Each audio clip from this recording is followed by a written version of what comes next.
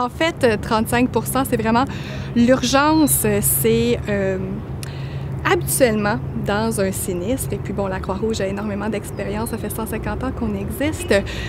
Et les évaluations, la période d'urgence dure habituellement 3 à 4 mois. Cette fois-ci, c'est tellement énorme. L'ONU a évalué que la période d'urgence devrait durer 12 mois.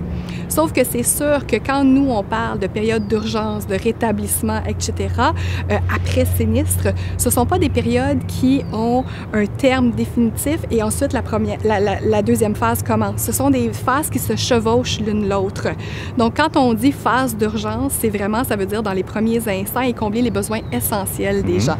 Donc, pouvoir leur fournir un abri rapidement, pouvoir leur fournir, et là, je parle d'un abri là, primaire, là.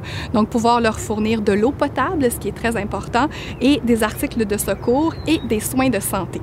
Donc ça fait partie pour nous de ce qu'on appelle effectivement la phase d'urgence vraiment. Parce que quand les gens sont blessés, c'est sûr qu'ils ont besoin de soins de santé rapidement. D'ailleurs, il y a plusieurs hôpitaux de campagne de la Croix-Rouge, du Mouvement international de la Croix-Rouge qui ont été montés. Il y en a d'ailleurs un de la Croix-Rouge canadienne en partenariat avec la Croix-Rouge norvégienne qui a été monté aussi, qui a été déployé dans les premiers jours après le sinistre. Donc ça, c'est effectivement ce qui fait partie de l'urgence. Mais en même temps, en phase parallèle, on travaille, entre autres, à ce qu'on appelle plus le rétablissement, mais ça comprend le volet le plus important, ce sont les abris de transition.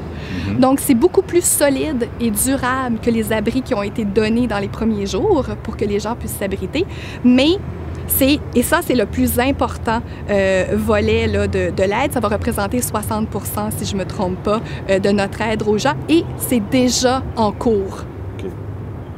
Donc, mais pourquoi seulement 35 % pour l'urgence? En sachant qu'il y a toujours des gens là-bas qui sont dans la rue pratiquement ou qui n'ont pas été... Comme je vous dis, c'est des phases qui se chevauchent, puis on continue par exemple, les abris. On a donné jusqu'à maintenant... 35 % c'était pour les 12 premiers mois, en fait. Oui, mais la phase de rétablissement est quand même déjà commencée. Donc, c'est pour ça que je vous dis, c'est pas 35 % pour les 12 prochains mois et ensuite 60 % pour la phase de rétablissement. C'est déjà commencé. C'est une phase qui se chevauche. Donc le 60 % qu'on avait prévu engagé dans la phase de rétablissement pour les abris de transition est déjà en marche, justement.